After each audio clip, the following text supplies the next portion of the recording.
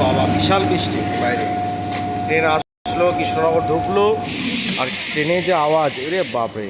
এই বৃষ্টির মধ্যে যাবো কি করে? কিন্তু যেতে তো হবেই, কিছু করার নেই। এখান দিয়ে লাফ মারবো, লাফ মেরেই যাবো। ওই যে ওখান থেকে গেট, কিছু করার নেই, দৌড়ে যেতে হবে। ওই যে ছাউনি, চলো এটা একটা অ্যাডভেঞ্চার, দেখা যাক।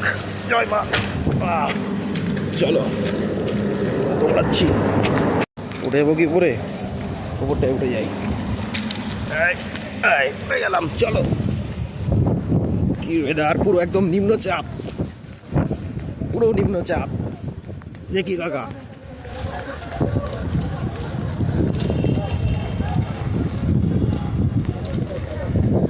কৃষ্ণনগর লোকাল দাঁড়িয়ে আছে স্টেশনে।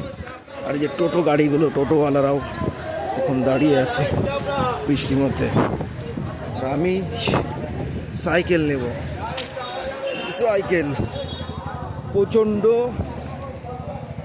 প্রচণ্ড বৃষ্টি, মাই গড।